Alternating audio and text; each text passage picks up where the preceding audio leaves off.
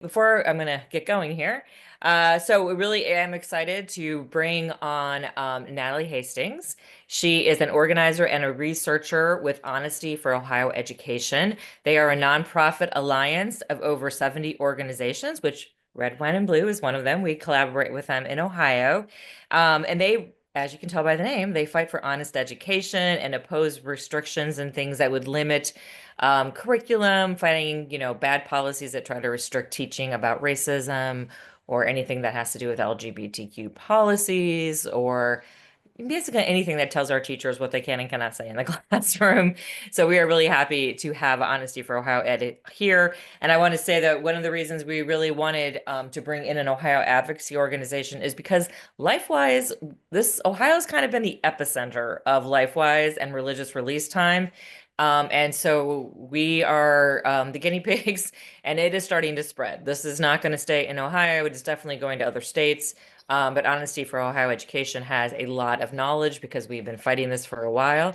So I'm going to bring Natalie up, and Natalie, just tell me when you're ready to share slides, and I'll do that. Want to thank everyone for being here. And I know that right now there's a lot going on, and you may be thinking, like, what can there's so many things going on. It's so overwhelming. Well, doing something about Lifewise and the encroachment of religious release is a little something that you can do yourself. So that's what we're going to talk about tonight.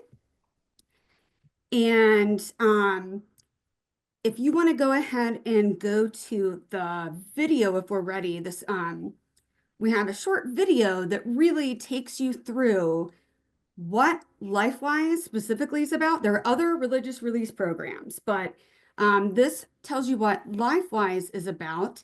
And it's an interview with the founder, Joel Penton, and he's being interviewed by our now Defense Secretary, Pete Hesketh, who we know is a model for every child in public schools.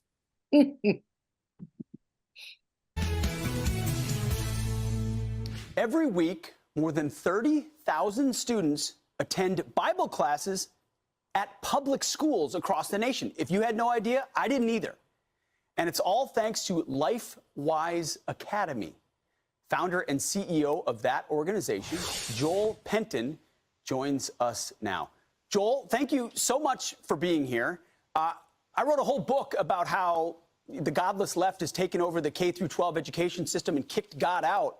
Somehow you've found a way to bring God back into public schools. How? Well, what few people realize is that in 1952, the Supreme Court ruled that public school students can be released from public school during school hours if the program is off school property, privately funded, and students have parental permission. It's called released time religious instruction. We just became aware of this a few years ago, so we created a plug and play program that any community across the country can implement. And as you said, it's really starting to take off. So you're hearing it from the founder himself about what Lifewise is and how they are approaching release time for religious instruction. So I saw we have Pennsylvania, South Carolina, West Virginia, Minnesota, lots of states on this call. New Jersey's probably on here. Oklahoma, I'm just trying to think of some of the places this is going on. And so the wording might be slightly different. Some people call it weekday religious education. Some call it just release time, RTRI, any combination of those, but it's all the same concept. And there are three components of it. But first, I just want to remind you that, yes, there was a Supreme Court decision that they use as almost a loophole to provide this program. But while it's constitutionally protected for schools that are doing it, it is not constitutionally mandated. And that's something that will come up if you come across this in a school or in a state legislature. So I just wanted to call that part out. So there are three components. There must be parental permission. However, in the case of how Lifewise implements this program, often the parental permission slips are digital, and there really isn't a way for schools to be able to track if it was the parent doing it or not without additional work. the program must take place off of school grounds.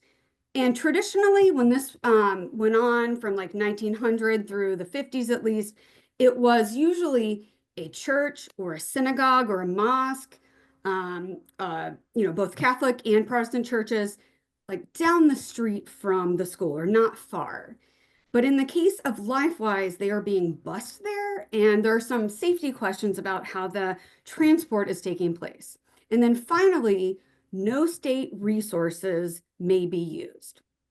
And while Lifewise does pay for the buses, they often buy and market the buses that they use. That doesn't mean that there aren't public school, which is state resources, being used, whether that's tracking down permission slips, figuring out missed homework, or perhaps it's dealing with a bullying situation that happened at Lifewise that carries back in, and they are left to deal with it because the Lifewise providers aren't necessarily trained.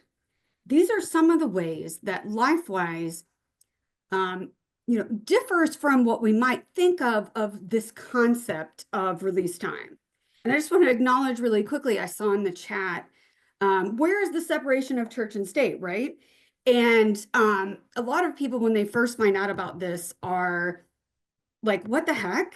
Like, how is this even a thing? And that's what I thought the first time that I heard about it a year and a half or so ago. But I learned that it's actually been happening in Ohio and rural areas for a long time, just not in this way.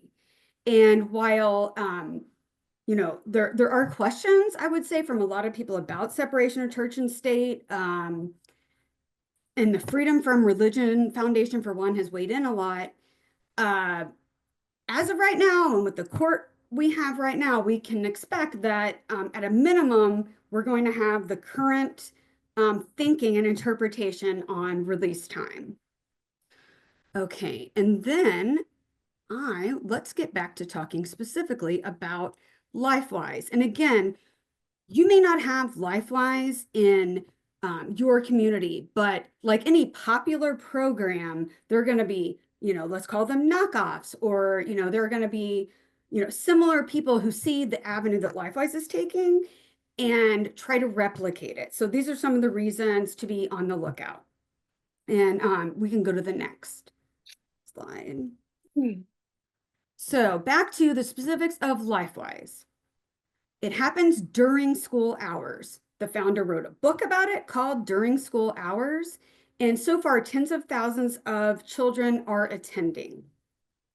And just because this may be a totally new concept, again, they are picking up kids during the school day, and often it's happening during specials, art, music, library, STEM class, but sometimes it's happening during academic instruction. And the more that you learn and the more you can push back, there are ways to combat that, but it does happen during class, during core curriculum in some communities. And so it's not as simple as it looks on the surface. And here I have a map. This map shows, this is from respectpublicschools.com, which we'll put in the resources.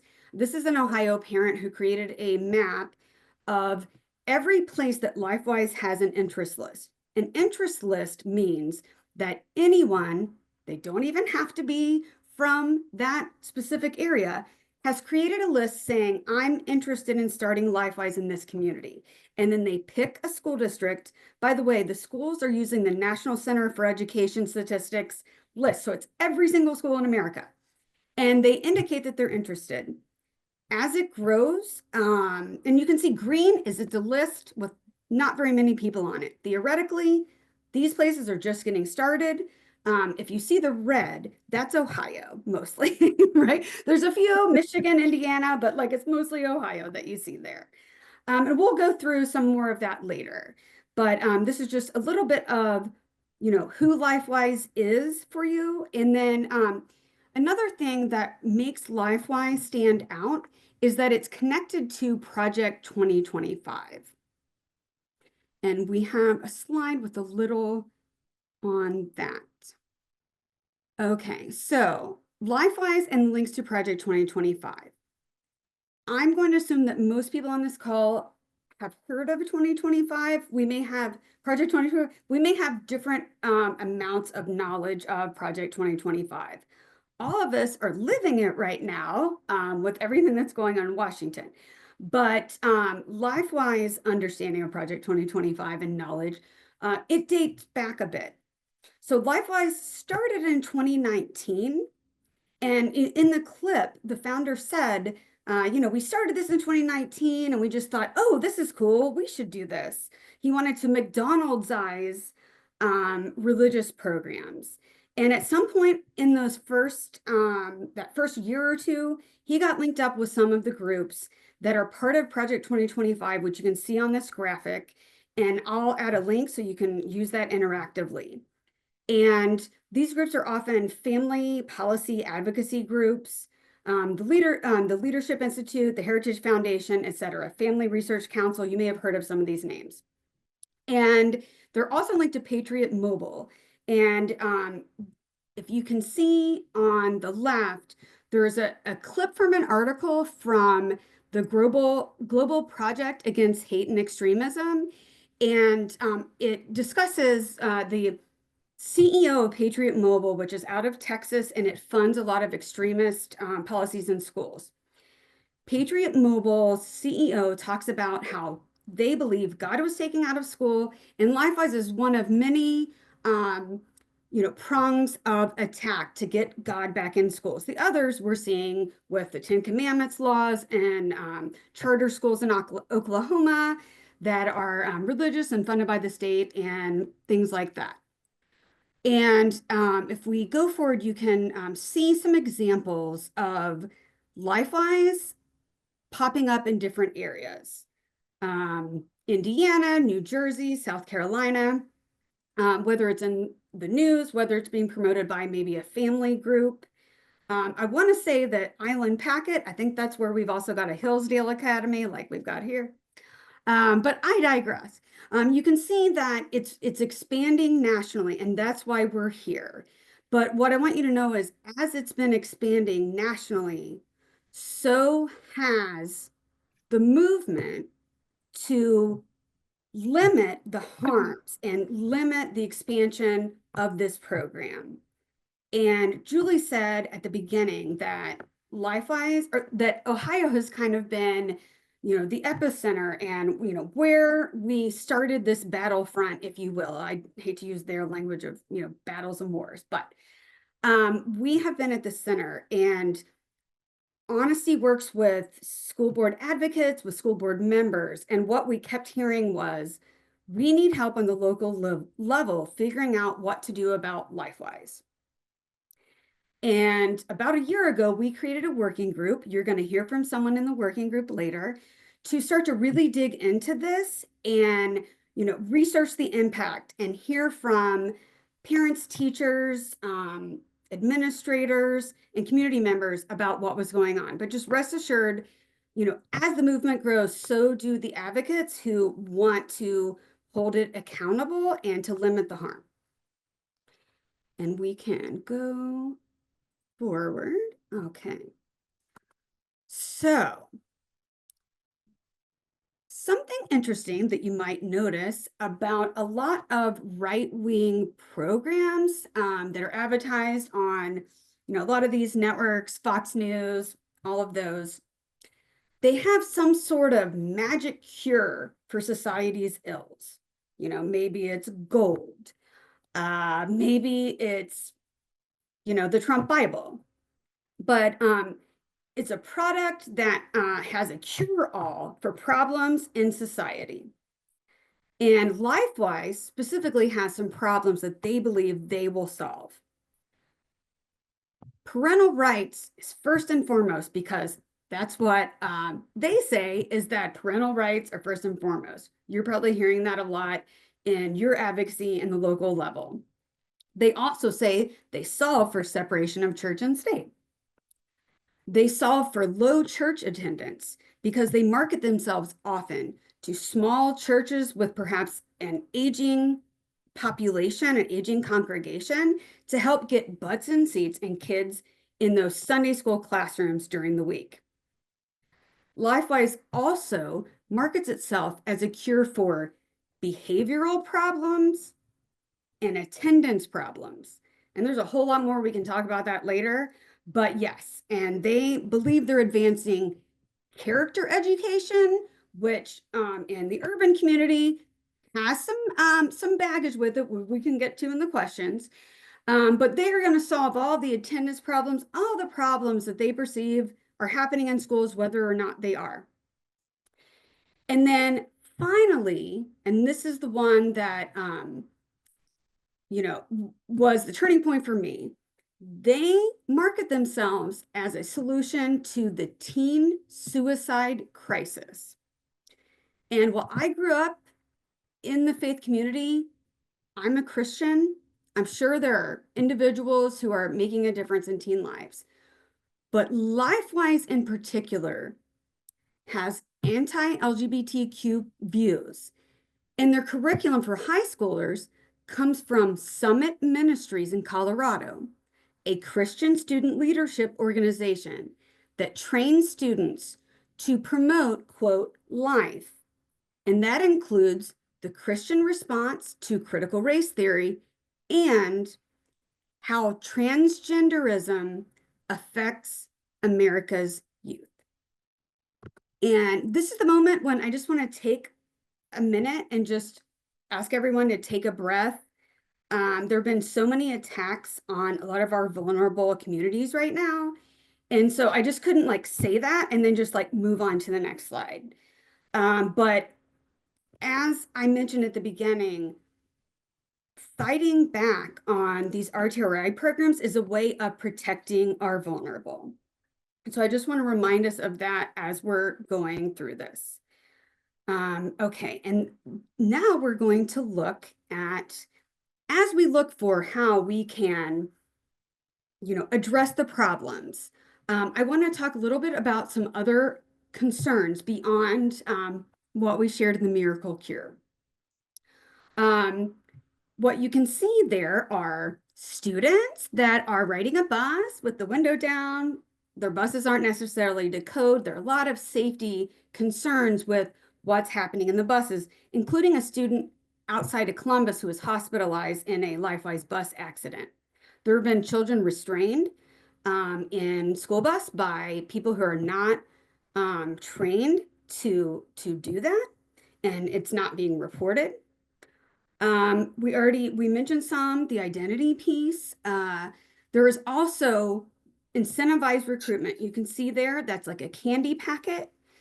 These come back, and one of our moms can share more on this. These candy offerings of ice cream parties, these kind of things come back to schools. And who wants to let their friend down and not let them have an ice cream party? Not my kids, right? And then of course, we have what's going on for the kids who are left behind. And that's a little, hat tip to anyone in here from the 90s who might remember that novel series. But there are kids left behind, and they are missing out on instruction because teachers don't want to move on with a lot of the class missing, or they don't want to use recess to have yearbook if some of their kids who love yearbook are at Lifewise.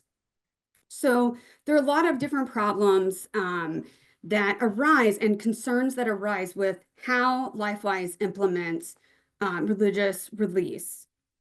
They don't do it during or after school at all. It's not even an option to do it after school.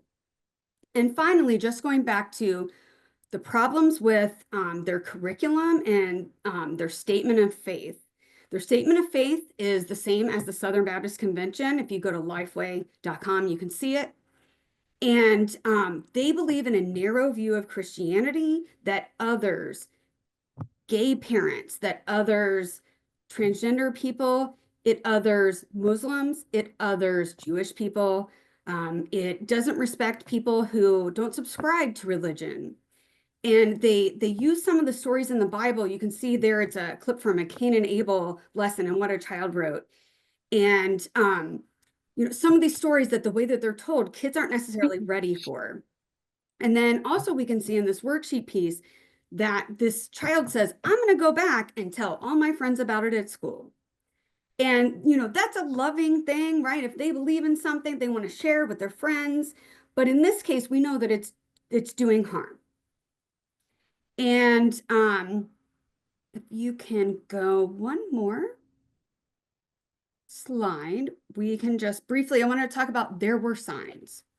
So backing up for a minute, just to let you know that if you haven't seen this in the community, there are a few things that you can look for. One of them is, have there been debates about including people in your community? Have there been debates about the LGBT community and efforts to be allies, or about teaching truth in history? Have there been recent school board changes? That's what we saw, was a lot of changes in January 2024. Lifewise will find districts with new school board members. Perhaps they were supported by groups affiliated with Lifewise like Patriot Mobile, perhaps not.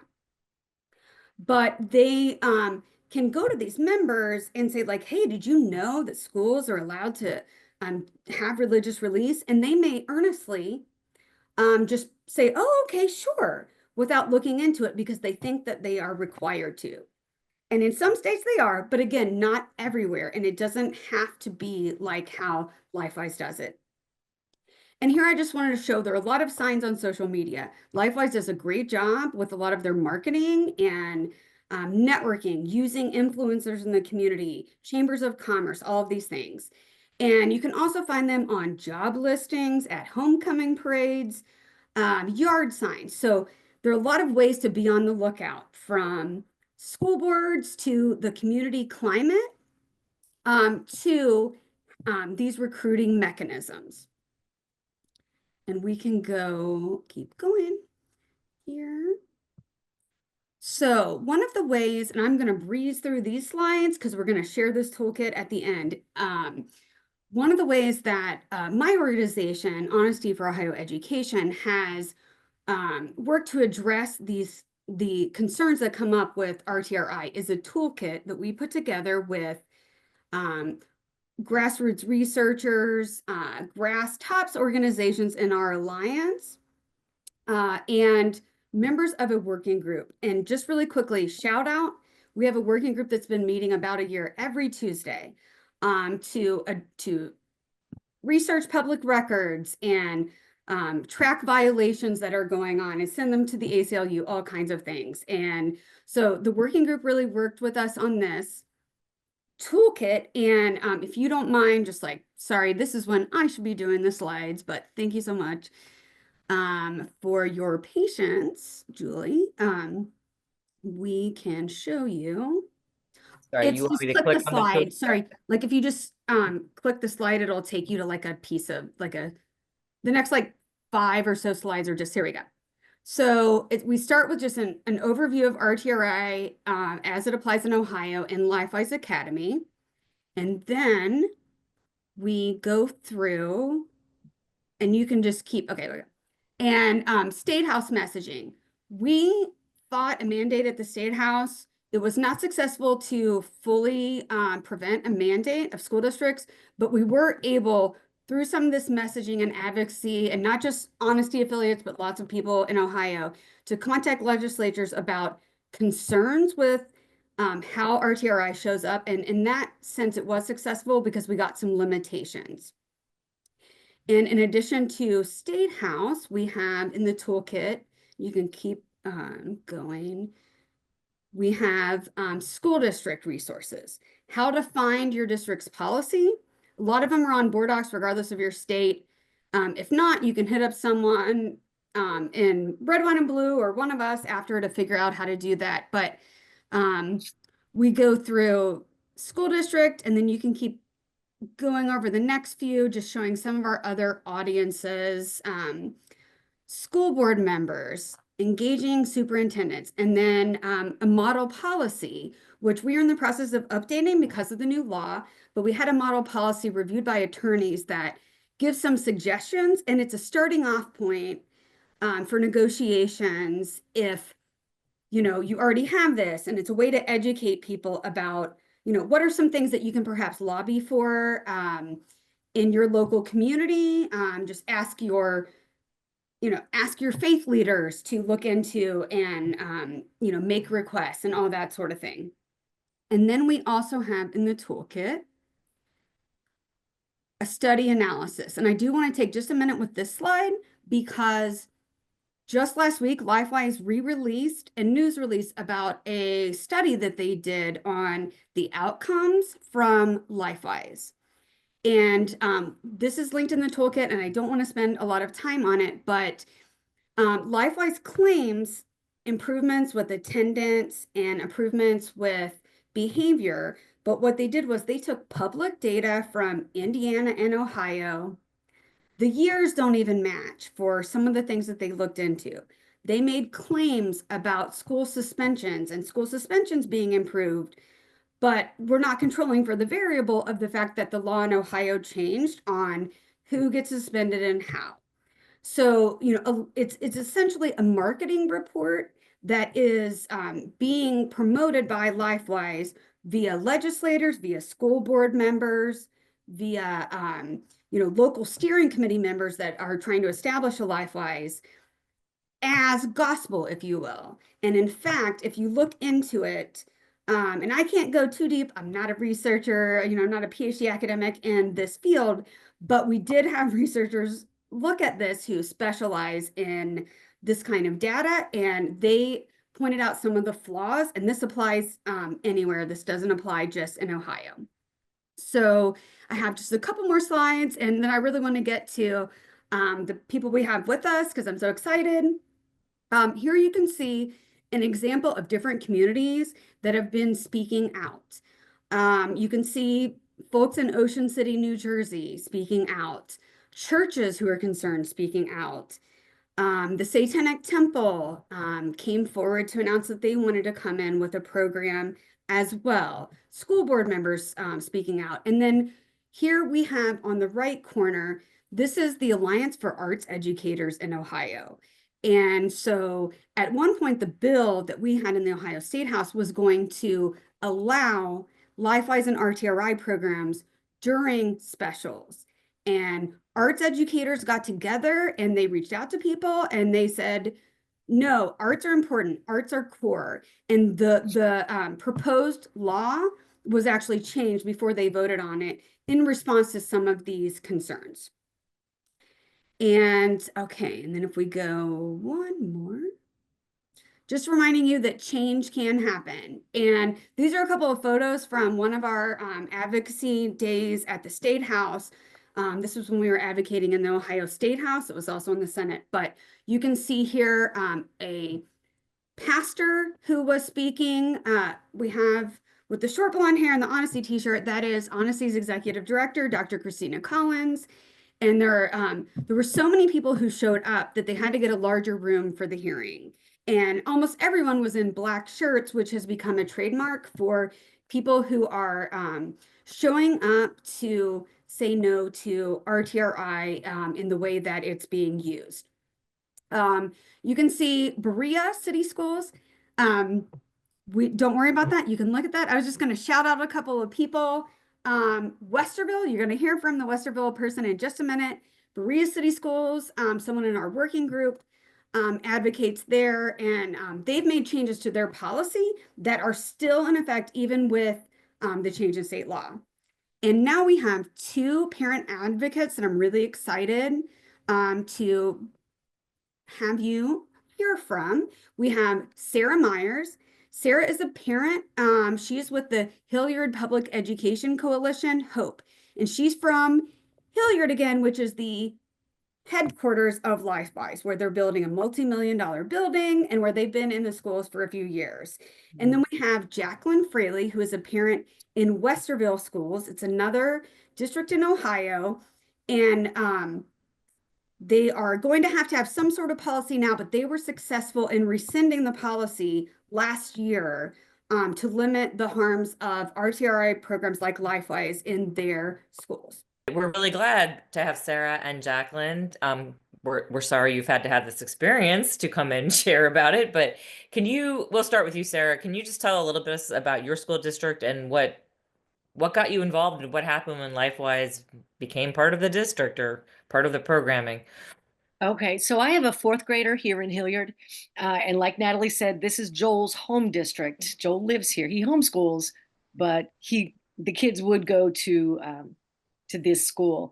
And in January 22, several new school board members they had been voted in, they were sworn in. And later on that spring, Lifewise people started coming around in the little red shirts, very meekly saying they just want to offer this for their schools. At the time, Lifewise was only in 7 other districts in Franklin County.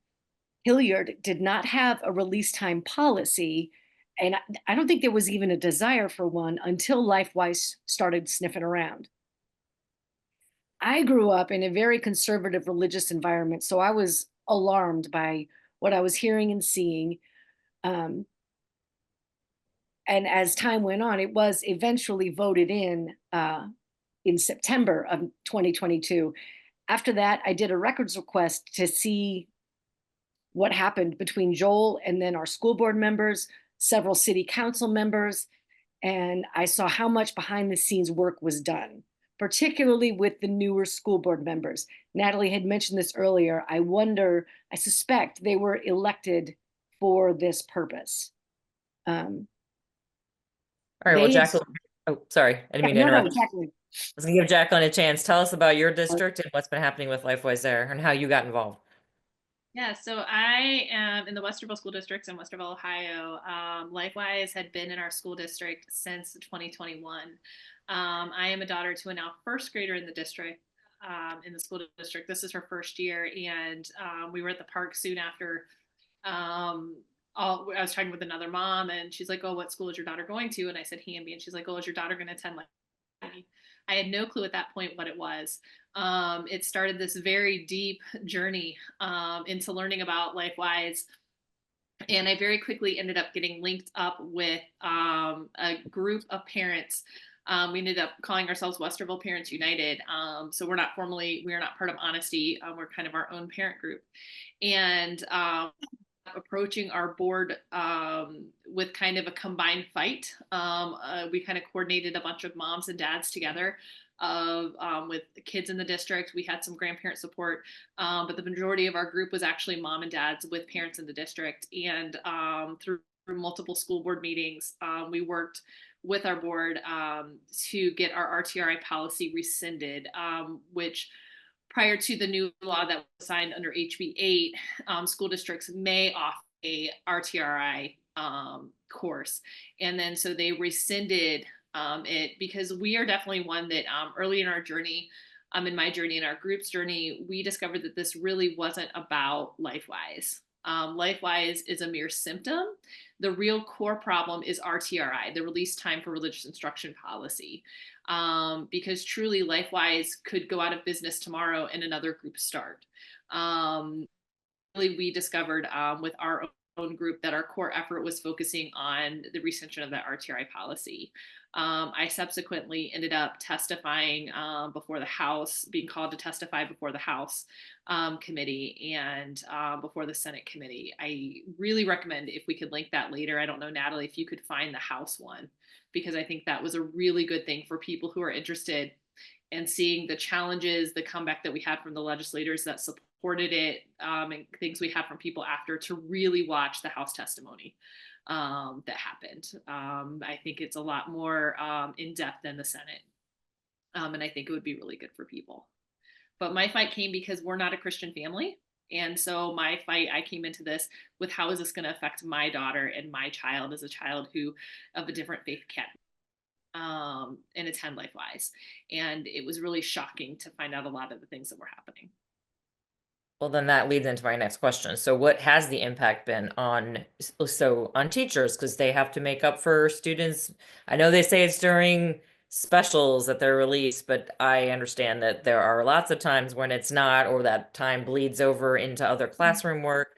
What's the impact on students who don't want to attend, or that's not their religion? Like, I'd be really curious to hear from both of you, Sarah and Jacqueline, as to like, how has this program impacted the teachers and the students in the schools?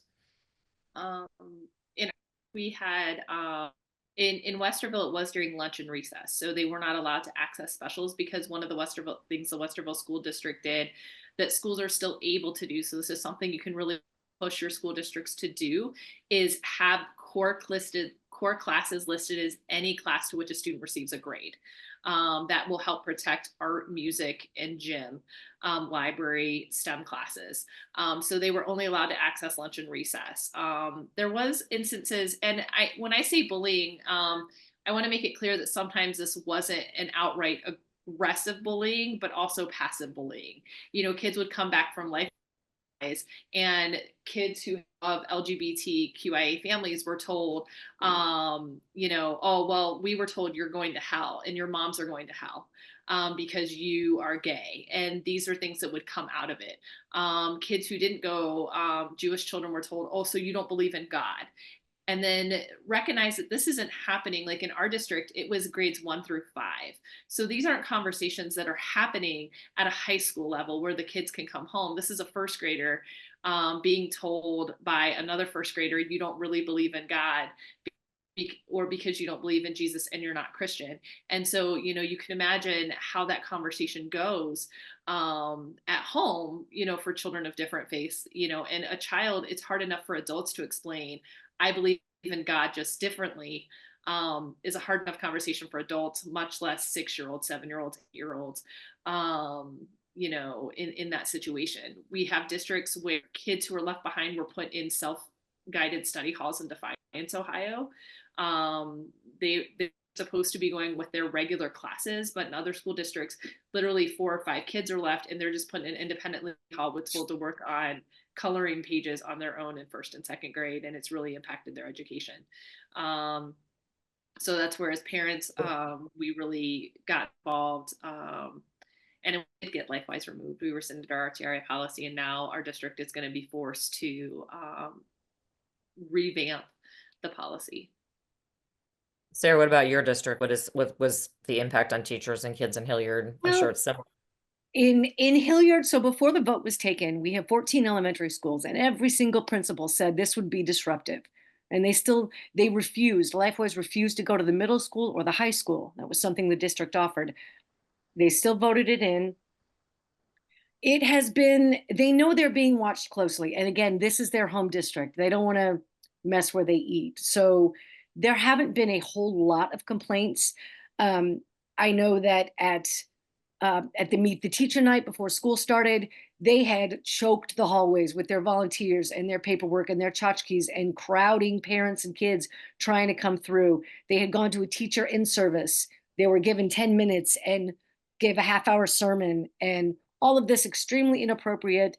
My district has uninvited them to those events going forward. That's pretty much about it. But that brings me to a big concern in my program. I'm sorry, one of my big concerns, there's no oversight. There can't be oversight. I'm a social worker, I'm a parent, I'm a rabble rouser. So, I look at this kind of stuff, but there's no other way that it can be. How do you track helping a kid put on their coat? How do you track when they come to the main office early and the office staff has to talk to them before the shuttle picks them up? And then what if they're a few minutes late to the next class? Are they considered absent for that class? How does that affect district funding? How do you track all that? How do you quantify and monitor all of that? And I can't think of a way. I haven't come up with a way yet. Well, actually, Natalie, can I ask you a question? I know this is a little off script what I was supposed to be asking, but I find it interesting because of hearing about like the bullying, that's what's being said, and obviously teachers are having to deal with the impacts of that coming back, and then just the candy and the ice cream parties, and it's the way to really, I mean, honestly, it is like you said in your presentation, an MLM, the kids are bringing other kids along to this, and you said it's tied to Project 2025. So what's the motivation behind this? Is it the defunding public schools? Is it the vouchers? Is it trying to move kids to, like you said, churches that are dying and maybe have a school that they could use a voucher for? Like, what do you think is actually the back end play here? What's the goal? If you look at the people who are involved, nearly all of them are working to devalue, disrupt, and defund public schools. So whether it's a local, and there's local Lifewise, and they may have different motivations, like an individual, location, they are their own LLC or a nonprofit. And essentially they're just like, I don't have a better example. It's like Beachbody Coach, and they have access to all the workshops and the trainings and all of that. So in some ways, I'm not here to say that everyone who has signed up for Lifewise did it because they're trying to disrupt public schools. There are in some rural districts occasional teachers who love this, who think this is great. It does vary because it's a franchise and not like where it's store owned and you have control over every, but it's, Tony Perkins from Family Research Council, Summit Ministries out in Colorado Springs. I mean, we're talking Dominionism, Seven Mountains Mandate, and this overall return of all of society to a particular under the rule of one particular God and his kingdom. Well, I know we have about 10 minutes left, and I know Yeah, sure. I've been seeing Julie writing down questions, so I'm gonna bring Julie up, and we'll give everybody a chance at the end too if there's anything we haven't covered that you really want to say, about the program. Julie, I'm gonna leave it up to you here. I'll drop off for 1 second. I'll be back at the end. All right. Okay, well, there are a bunch. We probably will not get through all of these, but let's start with, you had mentioned something about a bus crash here in Columbus. So what happens if something happens to a child and they are on one of their buses or in one of their classrooms? Right. So it's kind of in this gray area. Right now, we think it has improved.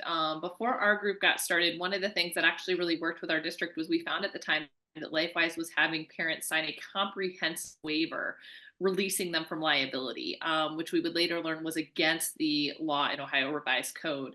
Lifewise has rescinded that. So right now, Lifewise does have liability and they must accept liability, and again, focusing on Lifewise is not the only RTRI program in the state. It's not the only Christian RTRI program in the state. So it's something for people to be aware. There are at least 4 or 5 other RTRI programs in the state. So make sure that you're not just limiting your look in your districts to Lifewise and talking about Lifewise, because there are other players who may have the same waivers and everything in place. And, the thing with liability is what's going to happen when there's an accident, what's going to happen when and if a lawsuit happens. And that's really the only time we're going to know the true.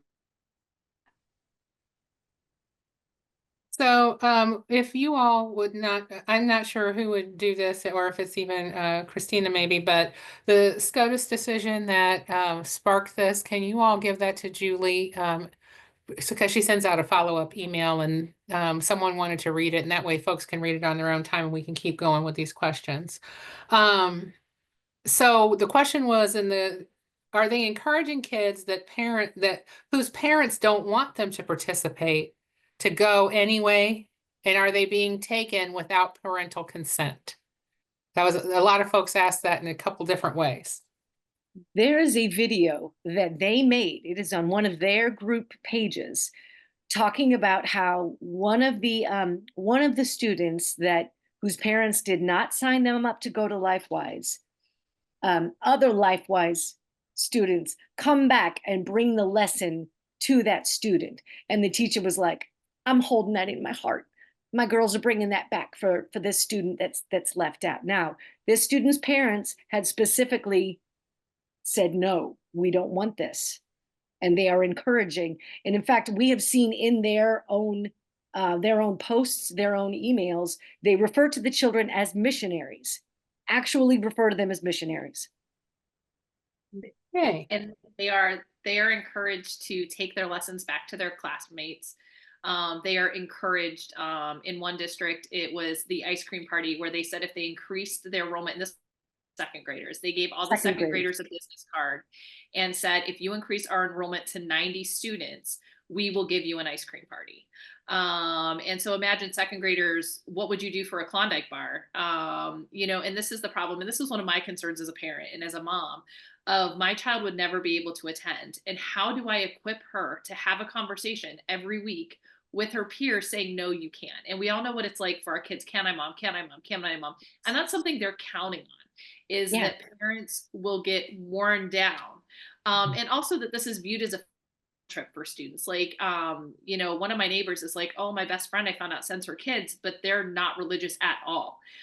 They don't believe in God. And she's like, I even asked her why she sent her son. She goes, I got tired of being, and he says he wants to get out of school. Like, and so the kids at this grade, again, first through fifth grade is their prime demographic. They just want to go on the bright red school bus, and they come and they pick the kids up on a bright red school bus and take them out in the middle of the day. You can't convince a first grader that this isn't a school field trip.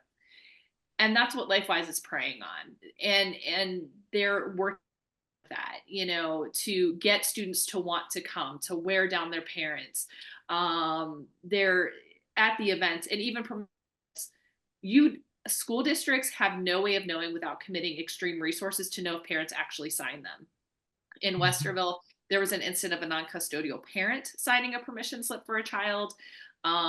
Because you just go to the street fair. You can go on their website right now, and anyone right now, if you knew my child's teacher's name and her grade, you could sign her up. And Lifewise would take that printed off form and say, here's our signed permission slip. There is that Lifewise actually tracks back that the parent actually gave consent. Lifewise, let's face it, they don't care. They just want numbers. And then they also turn around and tell the parents, oh, bring donations and, bring your offering because we need your parents' money to support our group. And so it kind of helps them with that. But there's no way to verify that a parent has actually signed them up.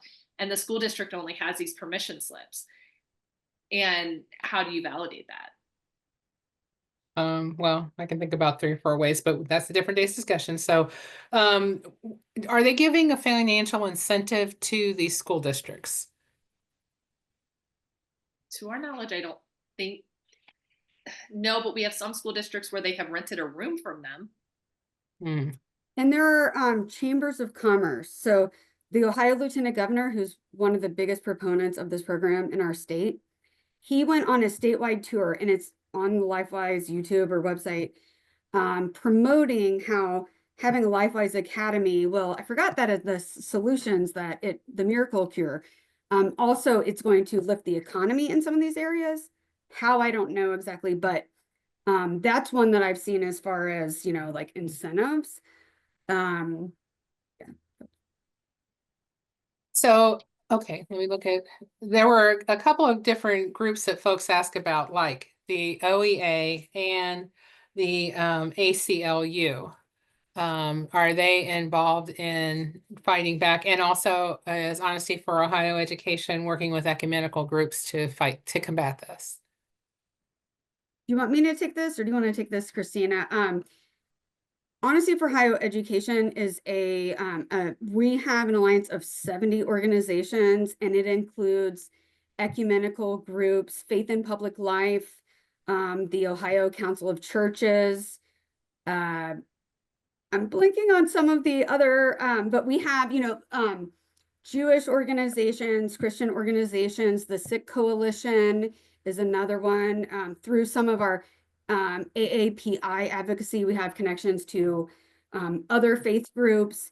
And as far as ACLU and OEA are part of our working group on what they call grass tops end of organizations in our alliance that discuss this and what we can do. And yeah, that's like the shortest answer I think I have for that. Okay, so there are people, Red, Wine, and Blue is a nationwide organization. And so there are folks on this call from all over the country, and they were asking about other states. And because obviously, Julie and I both here live in Ohio. In fact, I lived in Westerville before I moved out here to Newark. And my girls live in Hilliard. So what can folks from other states do? Or how do they find groups like Honesty for Ohio Education in their particular states? Who should they be looking for to help fight against this issue? That's a great question. Like, it varies by state. In some cases, I know in several states, the Save Our Schools groups, if you've heard of them, are working on this and following this. Coloradans for Inclusive Education is another group that I think has had some involvement. Some Facebook groups that people connect in. Stop Moms for Liberty, which national and state. There's a Parents Against Lifewise Facebook group where people connect. Humanist Association, yes, Humanist Association is another one. Freedom from Religion Foundation. And yes, Public School Strong. Honesty is part of the Public School Strong Alliance. We've been talking to them about trying to do a national version of a toolkit. Love, Heal Together, and Race Forward and Public School Strong. And, you know, depending on where it is, you know, educational justice coalitions, and, you know, public education advocacy groups is like, as one of the easiest answers, I guess. Parents Against Lifewise is a group that has gotten, I think, the biggest reach on Facebook. They're very easily searchable by Facebook, and it's very easy to go there and ask, is anyone in my area? And listing your area and finding people. That was initially how I, in my research, stumbled on that group and very quickly found other moms in the area who had started a group and kind of got into our own, you know, group against RTRI and the RTRI policies. And I think it's a lot of that, you know, finding your local groups, getting involved, sign up for every education committee in your House, in your Senate, in your state, because this is something that is very, it gets slid in. Originally, when the legislation that just changed in Ohio, because it was originally may offer, and then they just changed it to shall, requiring school districts to shall have an RTRI policy. And what happened is it started out as a small bill saying, oh, we're just going to change one word. At one point when they wrapped it into House Bill 8, they had a lot of things that were going to be added, such as defining core classes, stating how often that you must, it was basically giving RTRI programs like Lifewise a carte blanche, saying the school district must release based on their own life, that what Lifewise would dictate, not the school districts to dictate, was actually some originally wording when it originally went into House Bill 8, when it was rolled in.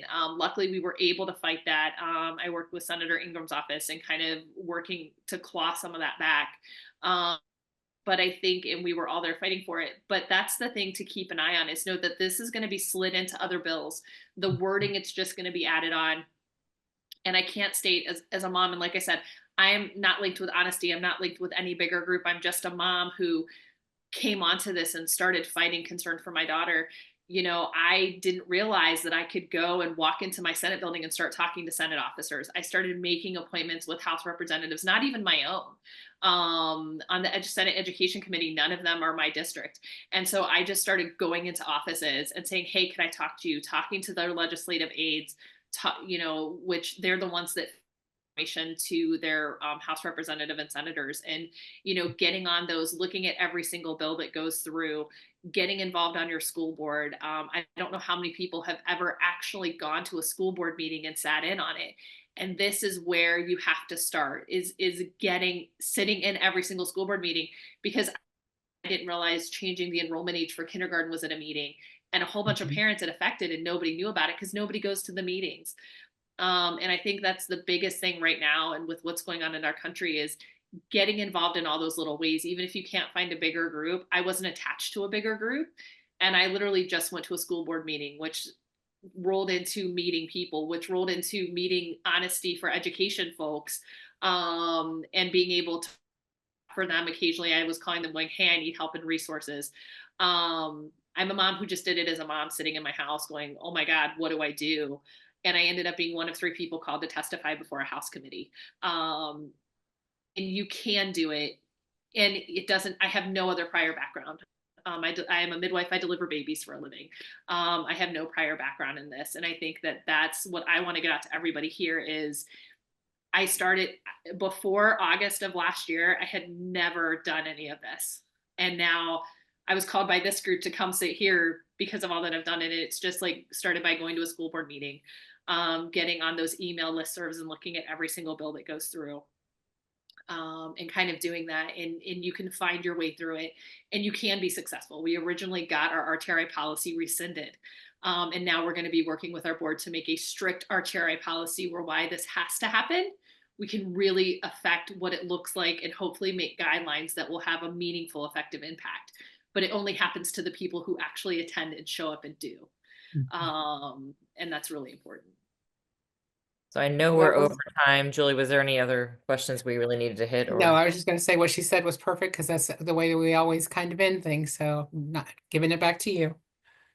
Yeah, no, that's perfect. Thank you. And you're segueing us right into, hey, if you want to organize, if you want to start something to do this in your local community, Red, White, and Blue is all about helping you organize. So, and definitely check in your states. Like if this is coming to you or you're curious about what's going on, talk teachers in your schools, your friends who are teachers, they know about like the advocacy groups in your state. Look at newspaper articles. If there's a reporter writing about education, who are they quoting? What organizations are they quoting? There are lots of state-based advocacy groups throughout the country. So I can't promise you everywhere, but I am betting the majority you could find someone to help you. So thank you so much to both Sarah and Jacqueline for coming and sharing their stories. Thank you for Natalie for presenting and giving us all of this information that Honesty for Ohio Ed has been working on.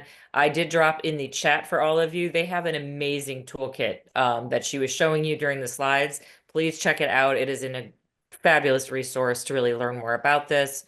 And I will send that out in a link later as well. So thank you all for joining us and have a fabulous evening.